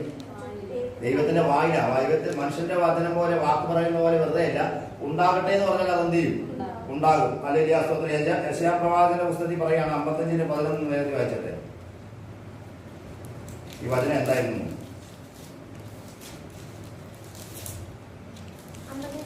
11. എന്റെ വായിൽ നിന്ന് വചനം എവിടെ നിന്ന് പുറപ്പെടുന്നേ? എന്റെ വായിൽ നിന്ന് പുറപ്പെടുന്നത് എന്റെ വചനമായിരിക്കും. അത് വെറുതെ ദൈവത്തിന്റെ അടുത്തേക്ക് മടങ്ങി വരാതെ എനിക്ക് എനിക്ക് ഇഷ്ടമുള്ളത്, ദൈവത്തിന് ഇഷ്ടമുള്ളത് നിവർത്തിക്കുകയും ദൈവം അയച്ച കാര്യം സാധിക്കില്ല. അപ്പൊ ദൈവത്തിന്റെ വായിൽ ഒരു വചനം പുറപ്പെട്ടു, സ്ത്രീയുടെ സന്തതി സർപ്പത്തിന്റെ തലയെ തകർക്കുന്നുള്ള വചനം എന്തായി തീർന്നു? വെറുതെ മടങ്ങിപ്പോയോ? പൗരസുപസ്തൻ പറയാണ്, കാലസമ്പൂർണ്ണത വന്നപ്പോൾ ഗലാത്യർക്കെതിരെ കാലസമ്പൂർണ്ണത വന്നപ്പോൾ സ്ത്രീയിൽ നിന്ന് ജനിച്ചവനായി ക്രിസ്തു എന്ത് ചെയ്തു? വെളിപ്പെട്ടു. വചനം എങ്ങനെ പോകുന്നില്ല? അതിന്റെ സങ്കീർത്തന പുസ്തകം 33:9 വായിച്ചാട്ടെ. വചനം വായിച്ചാട്ടെ.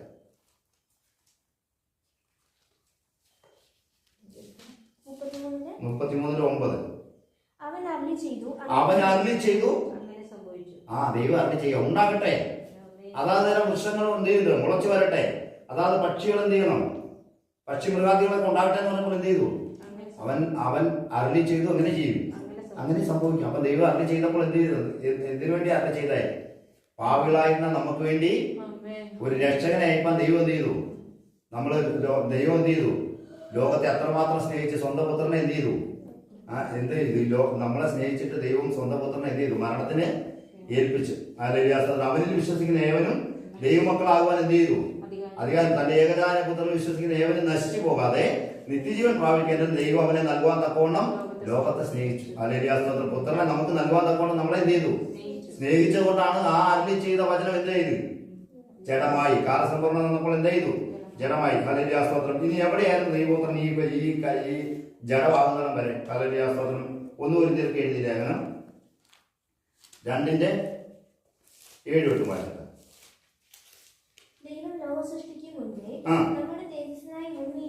ലോകം സൃഷ്ടിക്കുന്നതിന് മുമ്പേ നമ്മുടെ തേജസ്സിനായി മുൻ നിയമിച്ചിരുന്ന മറിഞ്ഞിരുന്നമായ ആ ദൈവത്തിന്റെ ജ്ഞാനത്തിൽ മറഞ്ഞിരിക്കുവായിരുന്നു പുത്രൻ. മനസ്സിലായി? ജ്ഞാനത്തിൽ എന്ന് പറഞ്ഞാൽ ജ്ഞാനം എവിടെ ഇരിക്കുന്നത്? തലയിൽ അല്ലേ? മനുഷ്യന്റെ ജ്ഞാനം, ദൈവത്തിന്റെ ജ്ഞാനം ഒക്കെ എവിടെ ഇരിക്കുന്നത്? ദൈവത്തിന്റെ ശിരസിലായിരിക്കുന്നത്. ദൈവത്തിന്റെ ശിരസിൽ മറഞ്ഞിരുന്നിട്ടാണ് പിന്നെ അത് വചനമായിട്ട് എവിടെ നിന്നത്? ആദ്യം ദൈവത്തിന്റെ ജ്ഞാനത്തിൽ മറിഞ്ഞിരുന്നു, പിന്നെ വായിൽ കൂടെ എന്ത് ചെയ്തു? പുറത്തു വന്ന സ്ത്രീയുടെ സന്തതി എന്ന് പറഞ്ഞു. കേട്ടോ, ജ്ഞാനത്തിൽ മറിഞ്ഞിരുന്നതും ആ ജ്ഞാനമാണ് ഞങ്ങൾ മർമ്മമായി പ്രസ്താവിക്കുന്നത്. ദൈവത്തിന്റെ ജ്ഞാനത്തിൽ എന്ത് ചെയ്തു? മറിഞ്ഞിരുന്നു. ഒരു വചനമല്ല കേട്ടോ, ഇനിയും വായിക്കാം. അതിന്റെ കൊലോസ്യർക്ക് എഴുതിയ ലേഖനം 1:26 വായിക്കാം. 1:26 കൊലോസ്യർക്ക് എഴുതിയ ലേഖനം. അത് ഏത്? ക്രിസ്തു പൂർവകാലങ്ങൾക്കും തലമുറകൾക്കും മറഞ്ഞു കിടന്ന മർമ്മമെങ്കിലും ഇപ്പോൾ അവന്റെ വിശുദ്ധന്മാർക്ക് എന്ത് ചെയ്തു? വെളിപ്പെട്ടിരിക്കുന്നു.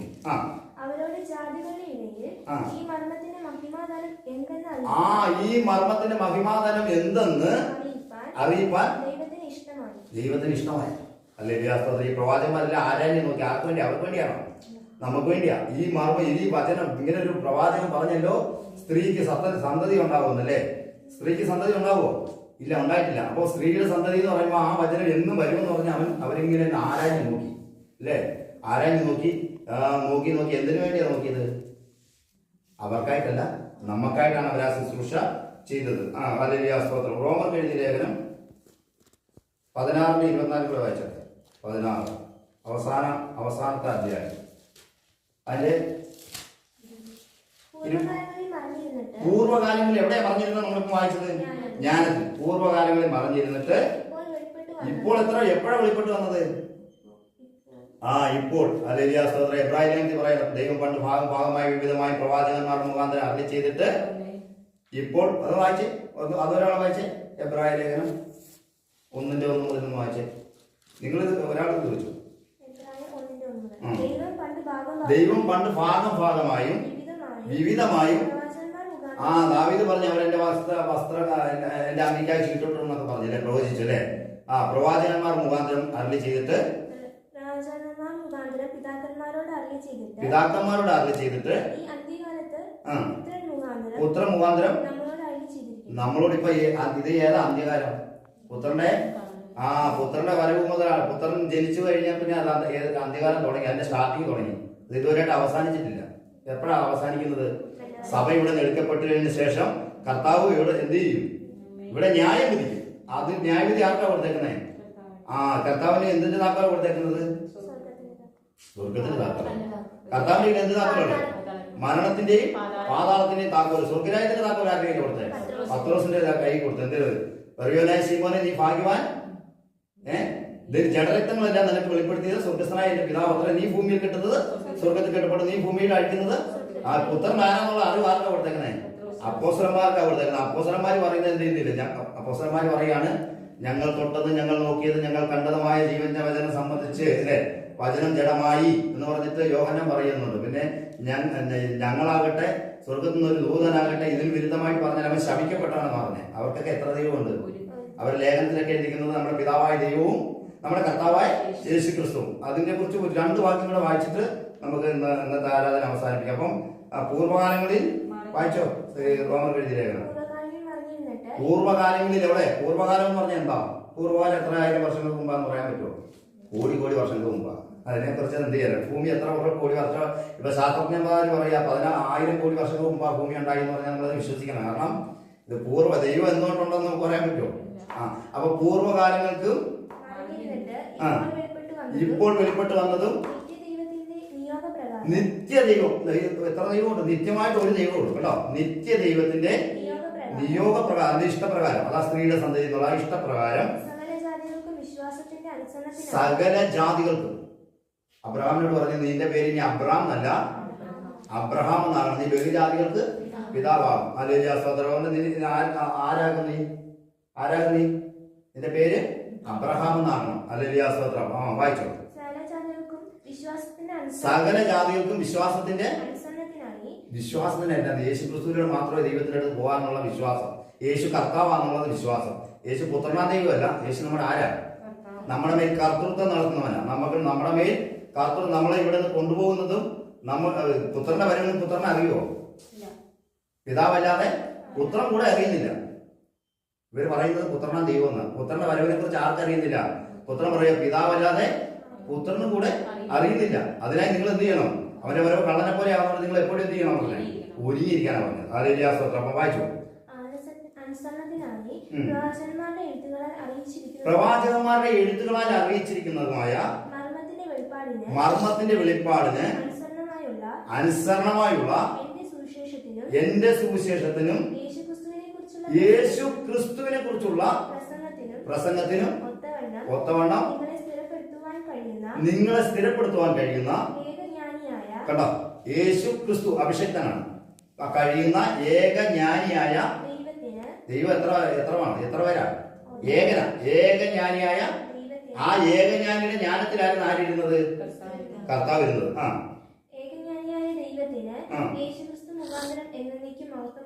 എന്നേക്കും ആർക്കാ മഹത്വം? യേശു ക്രിസ്തു മുഖാന്തരമാണ് നമ്മുടെ സ്തോത്രവും നമ്മുടെ സ്തുതികളും ആരാധനയും എല്ലാം. യേശു ആരാണ്? യേശു പറഞ്ഞ ഞാനാണ് വഴി, സത്യം, ജീവൻ. നമ്മൾ വഴികൂടെ പോയിട്ട് നിന്നിട്ട് വഴി ആരാധിച്ചിട്ട് തിരിച്ചു വീട്ടിൽ പോവാം. ഇന്നിപ്പോ തപസ്കാരൊക്കെ എന്താ ചെയ്യുന്നത്? വഴിയെ പോയി ചെന്നിട്ട് വഴിയാരാ? ക്രിസ്തുവാ. ആ വഴികൂടെ പോയിട്ട് വഴി ആരാധിച്ചിട്ട് തിരിച്ചു വീട്ടിൽ പോവാം. വഴികൂടെ പോകുന്നത് എങ്ങോട്ടാ? നിത്യത്തിലേക്ക് പോകണം അല്ലേ? വായിച്ചോ. എന്നേക്ക് മഹത്വം ഉണ്ടാകട്ടെ. ഇനി നമുക്ക് ഹല്ലേലൂയ സ്തോത്രം. എഫെസ്യർക്ക് എഴുതിയ ലേഖനം 3:9 വായിച്ചട്ടെ. ഒരു വചനമല്ല നമ്മൾ പറയുന്നത്. എത്ര വചനം ഇപ്പായി? ദൈവോത്തരൻ ആരാന്നുള്ള? യേശു ആരാണ്? യേശു. അതാണ് നമ്മുടെ ചോദ്യം. സകലവും സൃഷ്ടിച്ചത് ആരാ? ഇവർ പറയുന്നത് എങ്ങനെയാണെന്നറിയാം? പിതാപുത്രനും പരിശുദ്ധാത്മാവും ചേർന്ന് സൃഷ്ടിച്ചെന്നാണ്. വരുവിൻ നാം നമ്മുടെ സാദൃശ്യത്തിന് സ്വരൂപത്തിന് മനുഷ്യനെ ഉണ്ടാക്കുക. അവർ പറയുന്നത് നാം എന്ന് പറയുന്നത് അവിടെ ആരൊക്കെയാണ്? ദൈവബോധത്തിൽ ആരുണ്ട്? ദൂതന്മാരുണ്ട്. രാജകുമാര പുസ്തകത്തിൽ ദൈവത്തിന് ഇടത്തും വലത്തും ആരാ? ദൂതന്മാര്. ഇപ്പം ദൈവത്തിന് വലതുഭാഗത്ത് ആരാ? പുത്രനാ. അന്ന് ആ പുത്രൻ എവിടെയായിരുന്നു? ദൈവത്തിന്റെ ജ്ഞാനത്തിൽ മറഞ്ഞിരിക്കുകയായിരുന്നു.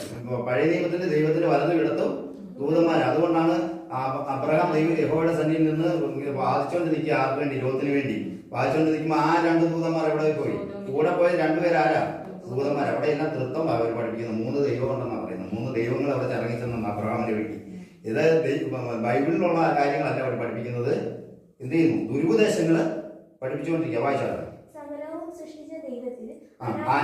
സകലവും സൃഷ്ടിച്ച ദൈവത്തിൽ അനാദികാലം മുതൽ മറഞ്ഞു കിടക്കുകയായിരുന്നു. മറഞ്ഞു കിടക്കുക എന്ന് പറഞ്ഞാൽ എന്താ?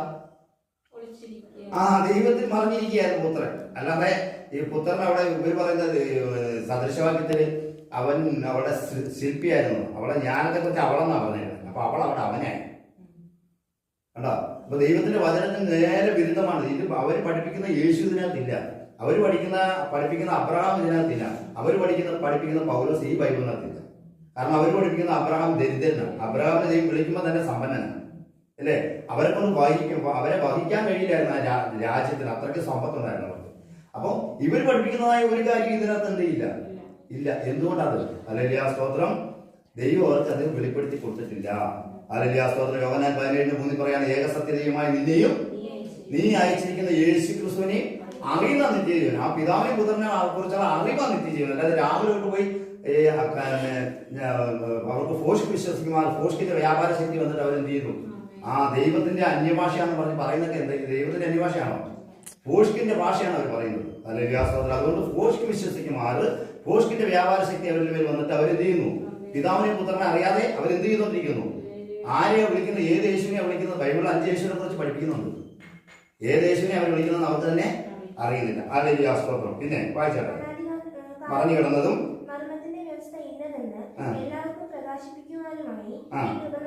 ഈ കൃപ ഞങ്ങൾക്ക് എല്ലാവർക്കും പഠിപ്പിച്ചു കൊടുക്കാനായിട്ടാണ് ഈ കൃപ അപ്പോസ്തലന്മാർക്ക് കൊടുത്തത്.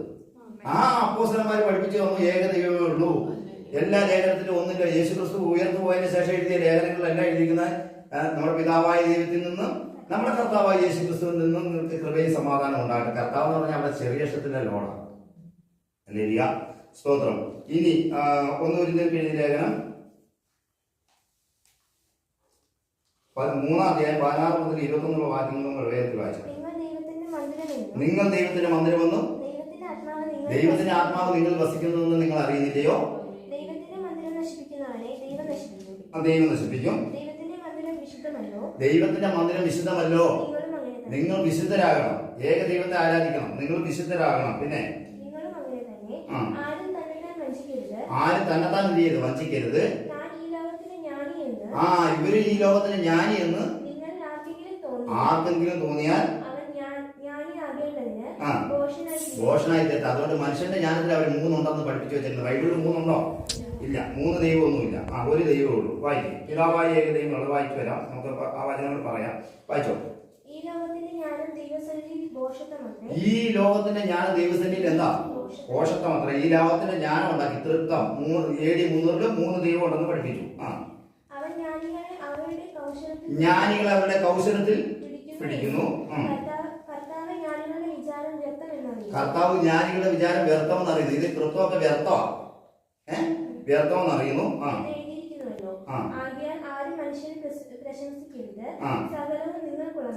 സകലവും നിങ്ങൾക്കുള്ളതല്ലോ. ബാക്കി പൗലോസോ അപ്പൊല്ലോസോ കേഫാവോ ലോകമോ ജീവനോ മരണമോ ഇപ്പോഴുള്ളതോ വരുമാനമുള്ള ലോകം എല്ലാം നിങ്ങൾക്കുള്ളതാ. പിന്നെ നിങ്ങൾ ആർക്കുള്ളതാ? നിങ്ങൾ ക്രിസ്തുവിനുള്ളതാ. അഭിഷേകത്തിനുള്ളതാ. പിന്നെ ക്രിസ്തു ആർക്കുള്ളതാ? ദൈവത്തിനുള്ളതാ. ക്രിസ്തു ആർക്കുള്ളതാ? ദൈവത്തിനുള്ളതാ. മനസ്സിലായോ? ആ ദൈവം ആരല്ല വസിക്കുന്നത്? നീ ദൈവത്തിന്റെ പുത്രന്റെ വരവില് നമ്മൾ രൂപാന്തരപ്പെട്ട് അവിടെ ചെന്നതിന് ശേഷം ദൈവം ഇരിക്കുന്ന പോലെ നമുക്ക് കാണാൻ കഴിയും. രാജ്യം പിതാവിനെ ഏൽപ്പിച്ചിട്ട് പുത്രൻ താൻ പിതാവിന് കീഴ്പ്പെട്ടിരിക്കും. ഹല്ലേലൂയ സ്തോത്രം. ഒരു വാക്കുള്ള വായിച്ചാട്ടെ. 1 കൊരിന്ത്യർ 15:3.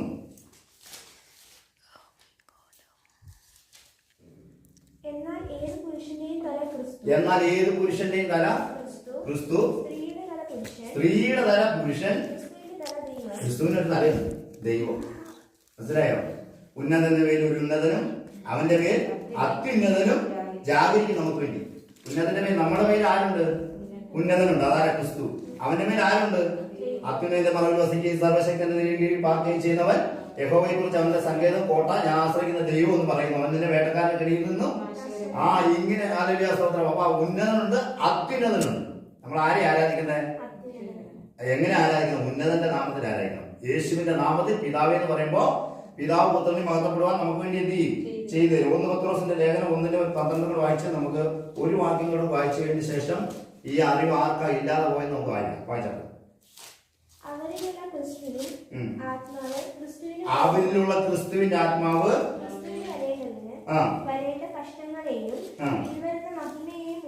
സാക്ഷീകരിച്ചപ്പോൾ സൂചിപ്പിച്ച സമയം ഏതോ എങ്ങനെയുള്ളതോ എന്ന് പ്രവാചകന്മാർ ആരാഞ്ഞു. ഈ പ്രവാചകന്മാർ ഈ കാര്യങ്ങളൊക്കെ ആരാഞ്ഞു നോക്കി. അവര് തങ്ങൾക്കായിട്ടല്ല, അവര് മോശയുടെ പുസ്തകത്തിലും ന്യായപ്രമാണത്തിലും പ്രവാചക പുസ്തകത്തിലും എന്നെ കുറിച്ച് എഴുതിയിരിക്കുന്നു. ഇവരെല്ലാം ആരാഞ്ഞു നോക്കി. എന്തിനു വേണ്ടിയാ?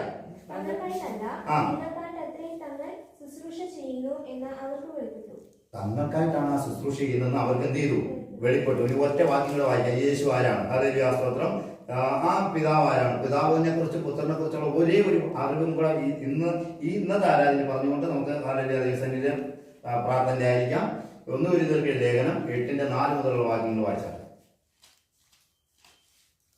1 കൊരിന്ത്യർക്കെഴുതിയ ലേഖനം വിഗ്രഹ ആർപ്പിതങ്ങളെ തിന്നുന്നതിനെ കുറിച്ചോ ലോകത്തിൽ വിഗ്രഹം ഏതുമില്ല എന്നും ഏകദൈവമല്ലാതെ ദൈവമില്ല എന്നും നാം അറിയണം. എത്ര ദൈവമേ ഉള്ളൂ? ഒരു ദൈവമേ ഉള്ളൂ. എന്തായാലും യേശുക്രിസ്തു ഉയർന്നു പോയതിനു ശേഷം എഴുതിയതാ കേട്ടോ. കൊരിന്ത്യർക്ക് ലേഖനം എന്നാ എഴുതിയേ? യേശുക്രിസ്തു ഉയർന്നു പോയതിനു ശേഷം എഴുതിയതാ. വായിച്ചു. നമ്മൾ അറിയണം. പിന്നെ പല ദേവന്മാരുണ്ട്. ഇതൊക്കെ ചെറിയ അക്ഷരത്തിലെ ലോഡാ, ചെറിയ അക്ഷരത്തിലെ ഗോഡാ കേട്ടോ. പിതാവിന് മാത്രം വലിയ അക്ഷരത്തിൽ GOD വരുള്ളൂ. അതുപോലെ തന്നെ LORD എന്നുള്ളത് ക്യാപിറ്റൽ ലെറ്ററിൽ വരുന്നതെല്ലാം സൃഷ്ടാവാകുന്ന ദൈവത്തിന് മാത്രമാണ്. ദാവീദ് പറയുന്നത് കർത്താവിന്റെ കർത്താവിനോട് ശത്രുവിന്റെ പാതകളും അവൾ നിന്റെ വലതുഭാഗത്തിരിക്കാന്ന് പറഞ്ഞാൽ അവിടുത്തെ ചെറിയ അക്ഷരത്തിന്റെ കർത്താവാണ് യേശു ക്രിസ്തുവിനെ കുറിച്ച് പറഞ്ഞത്. പിതാവിനായ കർത്താവിന് ക്യാപിറ്റൽ ലെറ്ററിലെ ലോഡാ. ദൈവം ഇവനെ ആക്കി വെച്ച കർത്താവാണ്. ദൈവമായ കർത്താവല്ല. ദൈവമായ കർത്താവ് എത്ര പേരാണ്? ഇസ്രായേലികൾക്ക് നമ്മുടെ ദൈവമായ കർത്താവ് ഏക കർത്താവ്. ദൈവമായ കർത്താവ് ഏക കർത്താവ്, ഒരു കർത്താവേ ഉള്ളൂ. അത് തന്നെയാണ് മർക്കോസിന്റെ സുവിശേഷം 12-ാം അധ്യായത്തിൽ യേശു അവരോട് പറഞ്ഞത്. ഇസ്രായേലികൾക്ക് നമ്മുടെ ദൈവമായ കർത്താവ് ഏക കർത്താവ്. അവനെ നീ പൂർണ്ണ മനസ്സോടും പൂർണ്ണ ശക്തിയോടും കൂടെ പൂർണ്ണ ആത്മാവോടും കൂടെ ആരാധിക്കണം. ഇതാവുന്ന മുഖ്യ കൽപ്പന എന്ന് പറഞ്ഞപ്പോ അവൻ എന്താ പറഞ്ഞു? ശാസ്ത്രി എന്ത് പറഞ്ഞു? ഗുരു നീ പറഞ്ഞ സത്യം ഒരുവനേ ഉള്ളൂ. അപ്പൊ യേശു അവനോട് മറുപടി പറഞ്ഞാ നീ സ്വർഗരാജ്യത്തിനോട് അകന്നവനല്ല. കാരണം ദൈവത്തെ അവൻ അറിഞ്ഞു, പക്ഷെ പുത്രനെ അവൻ എന്ത് ചെയ്തില്ല? അറിഞ്ഞില്ല. അതിനും കൂടെ യേശു കർത്താവാണെന്നുള്ള അറിവും കൂടെ അവൻ വന്നു കഴിഞ്ഞാൽ അവൻ നിത്യജീവന് അവകാശിയായി. കാരണം യോഹന്നാന്റെ സുവിശേഷം 17:3 പറയാണ് ഏകസത്യദൈവമായി നിന്നെയും നീ അയച്ച യേശുവിനെയും അറിയുന്ന നിത്യജീവൻ. ആ അറിവാ നിത്യജീവൻ. രാവിലെ തൊട്ട് വൈകുന്നേരം വരെ കള്ള അന്യഭാഷ പറഞ്ഞ് തുള്ളുന്നതും അങ്ങനെയുള്ള ദുരുപദേശത്തിന് പുറകെ പോകുന്നതും ഈ കത്തോലിക്ക മുതലുള്ള ഈ തൃത്വ സഭയുടെ എല്ലാം അടിസ്ഥാന തൃത്വമാണ്. ഏക ദൈവമല്ല, 3 ദൈവമാണെന്ന് അവർ പഠിപ്പിക്കുന്നത്. ഇനി വായിച്ചോട്ടെ. ഏകദൈവമേ നമുക്കുള്ളൂ. വായിക്കേ.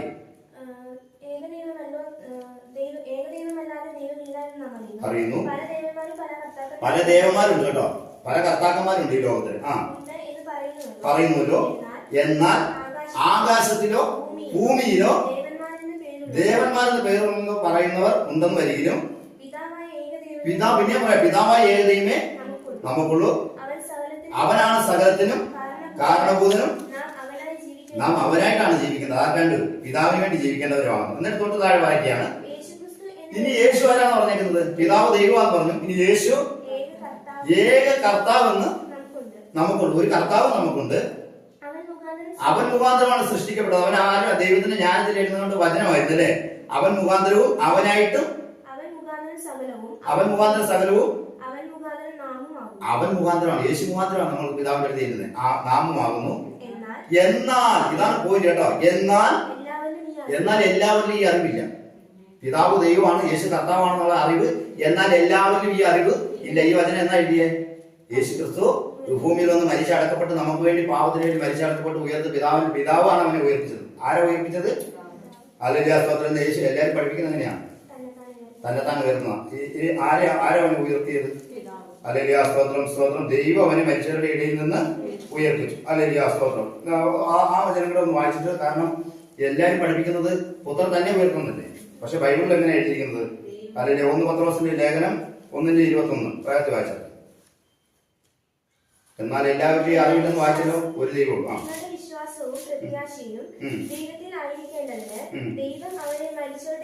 ദൈവമാണ് അവനെ മരിച്ചവരുടെ ഇടയിൽ നിന്ന് ഉയർപ്പിച്ചത്. 2 കൊരിന്ത്യർ 4:14-15 വേഗത്തിൽ വായിക്കും. 4:14-15. സ്തോത്രം. കർത്താവായ യേശുവിനെ ഉയർപ്പിച്ചവൻ ഞങ്ങളെയും യേശുവിനോട് കൂടെ ഉയർപ്പിച്ച്. കർത്താവിനെ ആരാ ഉയർപ്പിച്ചേ? പിതാവായി ഒരു ദൈവമുള്ളൂ. ആ ദൈവം ഉയർപ്പിച്ച. ഇനിയുമുണ്ട്. റോമർക്കെഴുതിയ ലേഖനം 8:11, അപ്പോസ്തല പ്രവൃത്തി 2:32, അപ്പോസ്തല പ്രവൃത്തി 2:22 മുതൽ 24 വരെയുള്ള വാക്യങ്ങൾ. എഫെസ്യർക്ക് എഴുതിയ ലേഖനം 1:19 മുതൽ 21 വാക്യങ്ങൾ. 1 കൊരിന്ത്യർ 6:14 ദൈവം കർത്താവിനെ ഉയർപ്പിച്ചു. എബ്രായർക്ക് എഴുതിയ ലേഖനം 13:20 കർത്താവിനെ മരിച്ചവരുടെ ഇടയിൽ നിന്ന് ഉയർപ്പിച്ചു. അപ്പോസ്തല പ്രവൃത്തിയിൽ 13:30 ദൈവമോ അവനെ ഉയർപ്പിച്ചു. ഇത്ര വാക്യങ്ങളുണ്ട്. എവിടെയെങ്കിലും യേശു തന്നെ ഉയർത്തുന്നുണ്ടോ?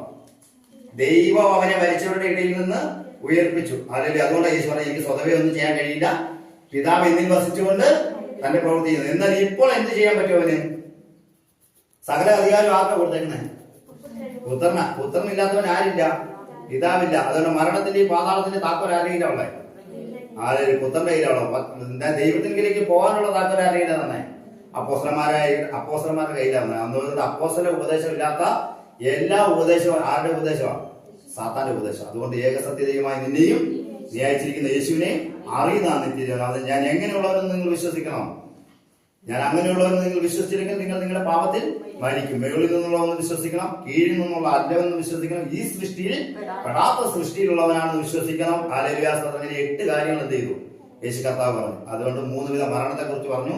പിന്നെ 2 വിധ ജനനവും ഉണ്ട്. അതിനെ കുറിച്ച് ഞാൻ പറഞ്ഞില്ല. ഹല്ലേലൂയ. എത്ര വിധ ജനനമുണ്ട്? 2 വിധ ജനനം. ഹല്ലേലൂയ. വായിച്ചാട്ടെ. ആ ജനനം കൂടെ വായിച്ചിട്ട് നമുക്ക് ഹല്ലേലൂയ. 1 പത്രോസിന് എഴുതിയ ലേഖനം 1 ഗലാത്യർക്ക് എഴുതിയ ലേഖനം 4:21 ആദ്യമായി. ഗലാത്യർക്ക് എഴുതിയ ലേഖനം 4:21. എങ്ങനെയുള്ള ജനനമാ? ജഡപ്രകാരം ജനിച്ചവൻ ആത്മപ്രകാരം ജനിച്ചവനെ ഉപദ്രവിച്ചതുപോലെ. എത്ര വിധ ജനനമുണ്ട്? ജഡപ്രകാരം ഒരു ജനനം, ആത്മപ്രകാരം വീണ്ടും ജനിക്കുക. നമ്മളെങ്ങനെയായി വീണ്ടും ജനിക്കുന്നത്? യേശുവിനോട് കൂടെ മരിച്ച്, യേശുവിനോട് കൂടെ അടക്കപ്പെട്ട്, യേശുവിനോട് കൂടെ ഉയർത്തുന്നതാണ് സ്ഥാനം, അല്ലേ? അപ്പൊ യേശുവിനോട് കൂടി പിതാവ് നമുക്ക് വേണ്ടി മരിച്ചിട്ടുണ്ടോ? അവനെ കുറിച്ച് എന്താ പറയുക? താൻ മാത്രം അമർത്യതയുള്ളവൻ, സ്വാഭാവമുള്ളവൻ എന്നാണ് തമിഴിൽ എഴുതിയിരിക്കുന്നത്. ദൈവം മരിക്കത്തില്ല. പിന്നെ കുത്തിക്കൊല്ലുന്നതിന് മുമ്പിൽ നീ ദൈവമല്ല മനുഷ്യൻ മാത്രമായിരിക്കും തന്നെ ദൈവം എന്ന് പറയുമ്പോൾ എന്നാണ് എഫെസ്യരിൽ എഴുതിയിരിക്കുന്നത്. ചാകുന്നവൻ ദൈവമല്ല. ദൈവത്തിന് ഒരിക്കലും മരിക്കാൻ കഴിയില്ല. അപ്പോ ആരുടെ കൂടെ മരിക്കണം? സ്നാനപ്പെടുക എന്ന് പറഞ്ഞാൽ ആരുടെ കൂടെ മരിക്കണ്ടേ? സ്നാനം എന്ന് പറഞ്ഞാൽ മരിച്ച് അടക്കപ്പെട്ട് ഉയർന്ന ആളുടെ സ്നാനം. പിതാവ് നമുക്ക് വേണ്ടി മരിച്ചിട്ടുണ്ടോ? അപ്പൊ പിതാവിന്റെയും പുത്രന്റെയും പരിശുദ്ധാത്മാവിന്റെയും നാമത്തിൽ എന്ന് പറഞ്ഞ് സ്നാനപ്പെടുത്തുന്ന എന്ത് സ്നാനം? അത് പിതാവിനെയും കൊണ്ട് എന്ത് ചെയ്യുക? നമുക്കൊപ്പം കൊല്ലുക. പിതാവ് നമുക്ക് വേണ്ടി മരിച്ചിട്ടുണ്ടോ? പിതാവ് ക്രൂശ് മരണമായിട്ടോ? ഇല്ല. ആരെ ക്രൂശ് മരണമായിട്ടേ? അതുകൊണ്ടാണ് ഹല്ലേലൂയ സ്തോത്രം. സ്നാനപ്പെട്ടവര് വീണ്ടും അപ്പോസ്തല പ്രവൃത്തിയിൽ 10 മാത്രം യേശുക്രിസ്തുവിന്റെ നാമത്തിൽ സ്നാനപ്പെടുന്നത്. തൃത്വത്തിൽ സ്നാനപ്പെട്ടതായിട്ട് ഒരു ചരിത്രവും യേശു പറഞ്ഞു. നിങ്ങൾ പോയി പിതാവിന്റെയും പുത്രന്റെയും പരിശുദ്ധാത്മാവിന്റെ നാമത്തിൽ സ്നാനം കുഴിച്ച് സകല പേരെയും എന്ത് ചെയ്യണം? ശിഷ്യരാകാൻ. എന്താ പിതാവിന്റെ പേരെന്താ? ഇപ്പൊ നമ്മൾ പഠിച്ചു. നീ എനിക്ക് തന്നിരിക്കുന്ന നിന്റെ നാമം. അപ്പൊ പിതാവിന്റെ പേരെന്താ? യേശു. പിന്നെ പുത്രന്റെ പേരെന്താ? യേശു. പരിശുദ്ധാത്മാവെങ്കിലും എന്റെ നാമത്തിന്റെ അരിപ്പാനിരിക്കുന്ന കാര്യസ്ഥൻ. യോഹന്നാൻ 14:26 പറയാം, അല്ലേ? അത് എന്റെ നാമത്തിനാണ് ദൈവത്തിന്റെ ശക്തി വന്നത്. അപ്പൊ അതിന് ആ നാമത്തെ പിതാവിന്റെ പുത്രന്റെ പരിശുദ്ധാത്മാവിന്റെ പേര് കൊടുക്കാൻ പറ്റും. ആ പേരെന്താ? യേശു. അപ്പൊ എല്ലാം ചേരുന്ന ആരാ? യേശു. യേശുവിലാണ് പരിശുദ്ധാത്മാവും ദൈവവും ഇരിക്കുന്നത്. ആരല്ല? യേശുവിലായിരിക്കുന്നത്. അപ്പം ഈ തൃത്വം ഇവർ പറയുന്നുണ്ട്. തൃത്വം ഉണ്ടോ? ഇല്ല. ദൈവത്തിന്റെ ശക്തി എന്താക്കി? 3ാമത്തെ വ്യക്തിയാണ്. അപ്പോ 2 വിധ ജനനമുണ്ട്. ഒന്ന് ജഡപ്രകാരം ജനനം, പിന്നെ ആത്മപ്രകാരം. യോഹന്നാന്റെ സുവിശേഷം 3:6. രണ്ടാമത്തെ എല്ലാത്തിനും 3-4 വാക്യങ്ങൾ നമ്മൾ എന്ത് ചെയ്യുന്നു?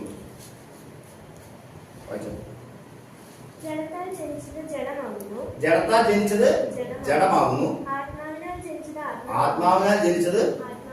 നമ്മൾ എങ്ങനെ ജനിച്ചവരാ? ഒരുവിധമായിരിക്കുന്ന വചനത്താൽ വീണ്ടും ജനിച്ചത്. വചനം ആരാ? ക്രിസ്തു, അല്ലെ? ക്രിസ്തുവിനാൽ വചനം ജഡമായി. ആ വചനത്താൽ നമ്മൾ എന്ത് ചെയ്തിരിക്കുന്നു? ജനിച്ചിരിക്കുന്നു. ഹല്ലേലൂയ. 1 പത്രോസിന്റെ ലേഖനം 1:23. കെടുന്ന ബീജത്താലല്ല, ജീവനുള്ളതും നിലനിൽക്കുന്നതുമായ ദൈവവചനത്താലാണ് നമ്മൾ വീണ്ടും ജനിച്ചിരിക്കുന്നത്. അതാണ് യേശുവിനോട് കൂടെ മരിച്ചടക്കപ്പെട്ട്. ദൈവവചനം ആരാ? അവൻ ദൈവവചനമാകുന്നു. ദൈവവചനം ആരാ? ക്രിസ്തു. വചനത്താൽ നമ്മൾ ജനിക്കപ്പെട്ടിരിക്കുക.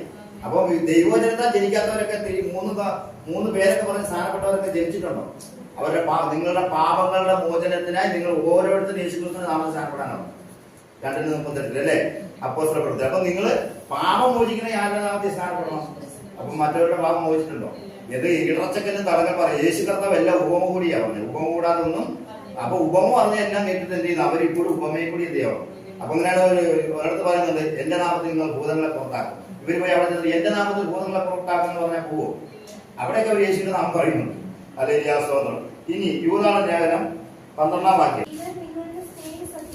ഇവർ നിങ്ങളുടെ സ്നേഹസന്ധിയിൽ മറിഞ്ഞു കിടക്കുന്ന പാറകൾ ഇവരോട് വിരുന്ന് കഴിഞ്ഞ് ഭയം കൂടാതെ തങ്ങളെ തന്നെ തീറ്റുന്നവർ, കാറ്റുകൊണ്ട് ഓടുന്ന വെള്ളമില്ലാത്ത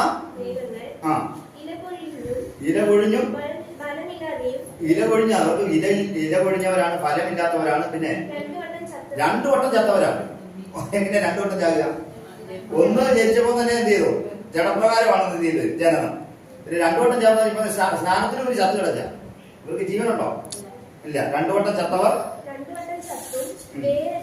വേരറ്റു പോയവരും, നുരച്ചു പൊങ്ങുന്ന കൊടിയ കടൽത്തിരകൾ,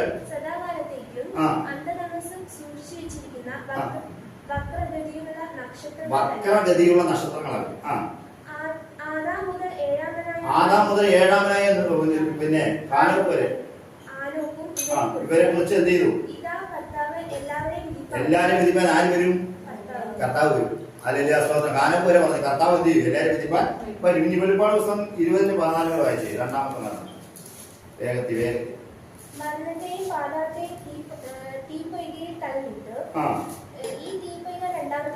ഈ തീപ്പൊയ്ക 2-ാമത്തെ മരണം.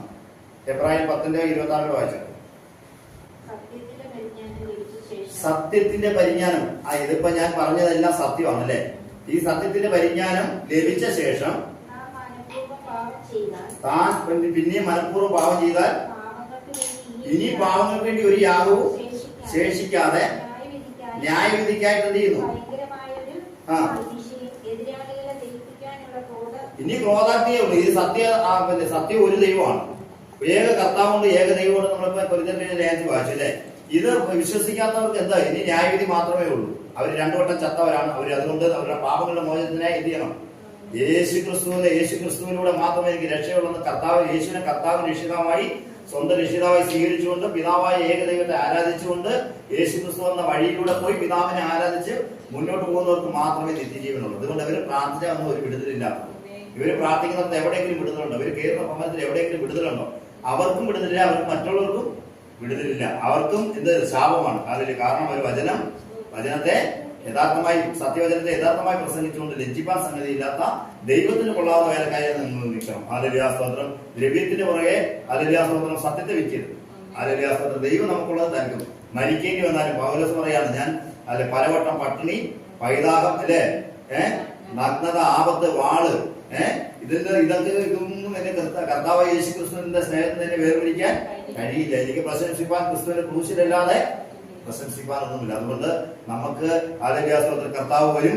കർത്താവിന് കൂടെ ചേരണമെങ്കിൽ ഹല്ലേലൂയ, സ്തോത്രം, കർത്താവ് നമുക്ക് ഉപദേശിച്ചു തന്ന, അപ്പോസ്തലന്മാർ നമുക്ക് ഉപദേശിച്ചു തന്ന സത്യവചനത്തിലൂടെ തന്നെ നമുക്ക് എന്ത് ചെയ്യാം? മുൻപോട്ട് പോകാം. ഈ വചനങ്ങളാൽ ദൈവം നമ്മൾ അനുഗ്രഹിക്കട്ടെ. കണ്ണുകൾ അടയ്ക്കാൻ പ്രാർത്ഥിക്കാം. കർത്താവേ, സ്തോത്രം. പരിശുദ്ധ ദൈവമേ, ഈ വിശുദ്ധിയുടെ പകർക്കാലം സത്യദൈവത്തെ കുറിച്ചുള്ള പ്രജ്ഞാനം ഞാൻ അങ്ങനെയുള്ളവരെന്ന് വിശ്വസിച്ചില്ലെങ്കിൽ നിങ്ങൾ നിങ്ങളുടെ പാപത്തിൽ മരിച്ചു. ഹല്ലേലൂയ, സ്തോത്രം. ദൈവോത്തരനെ കുറിച്ചും ദൈവത്തെ കുറിച്ചുള്ള അറിവും ഞാൻ സ്വർഗത്തിലെ പിതാവ് ഞങ്ങൾക്ക് നൽകിയത് സ്തോത്രം. സത്യദൈവമേ, അനേകരെ ദൈവം ആരെന്നറിയാതെ ഹല്ലേലൂയ, പൗലോസ് അപ്പോസ്തലൻ പറഞ്ഞ പോലെ ഞങ്ങൾ പ്രസംഗിക്കാത്ത മറ്റൊരു യേശുവിനെ പ്രസംഗിക്കുന്നത്. അവർ ദൈവമെന്ന് നടിച്ചുകൊണ്ട് ദൈവാലയത്തിലിരുന്നുകൊണ്ട് ദൈവമെന്നും പൂജാവിഷയമെന്നും തന്നെത്താൻ ഉയർത്തുന്ന ഹല്ലേലൂയ എതിരാളിയാണ്. അവൻ യേശു എന്ന പേരിലാണ് ഇരിക്കുന്നത്. ഹല്ലേലൂയ, അവൻ ആലയത്തിലാണ് ഇരിക്കുന്നത്. എന്നാൽ ദൈവത്തെ കുറിച്ചുള്ള പരിജ്ഞാനം ദൈവമേ ഹല്ലേലൂയ ജനങ്ങൾക്ക് കിട്ടണമെന്നുള്ള പിന്മാരുടെ കാലത്തിനായി ഞങ്ങൾ പ്രാർത്ഥിക്കുന്നു. ദൈവമേ, അനേകർ സത്യദൈവത്തെ അറിയണം. ഏക സത്യദൈവമായി നിന്നെയും നീ അയച്ച കർത്താവ് യേശുവിനെ അറിയുന്ന ആളുകൾ അവർക്ക് കൊടുക്കണമേ. യേശുക്രിസ്തുവിന്റെ നാമത്തിൽ വഴിയാകുന്ന ക്രിസ്തുവിലൂടെ, ആ സത്യമാകുന്ന ക്രിസ്തുവിലൂടെ, ജീവനാകുന്ന ക്രിസ്തുവിലൂടെ സത്യപിതാവിനെ ആരാധിച്ച് നിത്യയിലേക്ക് ഏകദൈവത്തിൽ വിശ്വസിച്ച് അല്ലെങ്കിൽ എനിക്ക് മുമ്പ് ഒരു ദൈവം ഉണ്ടായിട്ടില്ല, എന്റെ ശേഷം ഉണ്ടാകില്ലെന്ന് അരുളി ചെയ്ത ഏക സത്യദൈവത്തെ സത്യത്തിൽ ആത്മാവിൽ ആരാധിക്കുന്ന ഒരു കൂട്ടം ജനത്തെ ദൈവം എഴുന്നേൽപ്പിക്കണമെന്നാണ്. ഹല്ലേലൂയ, കർത്താവേ, ഇന്നത്തെ വിശുദ്ധ ആരാധനയിൽ ദൈവം ഞങ്ങൾക്ക് കൂടെയിരുന്നു. കർത്താവേ, ഞങ്ങൾ പ്രാർത്ഥിച്ച സകല വിഷയത്തിനും ഇതിന്റെ കരമുണ്ടായി. ഞങ്ങൾ പ്രാർത്ഥിച്ചിരിക്കുന്ന ഓരോരുത്തരുടെ വിഷയത്തിനും ദൈവത്തോട് നടക്കണം. കർത്താവ്, വിശുദ്ധ ആരാധനയിൽ സത്യദൈവത്തെ ആരാധിപ്പാൻ കർത്താവെ ഇനിയും അനേകർ കടന്നു വന്നു ദൈവത്തെ സ്തുതിപ്പാൻ ദൈവം കൃപ ചെയ്യണം. കരുണ കാണിക്കണമേ, ബലപ്പെടുത്തണമേ, അത്ഭുതം ചെയ്യണമെന്ന് പ്രാർത്ഥിക്കുന്നു. പ്രാർത്ഥന സ്തോത്രം യേശു ക്രിസ്തുവിന്റെ നാമത്തിൽ ചോദിക്കുന്നു, കേൾക്കണേ നല്ല പിതാവേ. ആമേൻ. കർത്താവായ യേശു ക്രിസ്തുവിന്റെ കൃപയും പിതാവായ ദൈവത്തിന്റെ സ്നേഹവും ആശ്വസിപ്പിക്കുന്ന പരിശുദ്ധാത്മാവിന്റെ കൂട്ടായ്മ സഹവാസം കർത്താവായ യേശുക്രിസ്തുവിന്റെ വരവ് വരെ നമ്മളോട്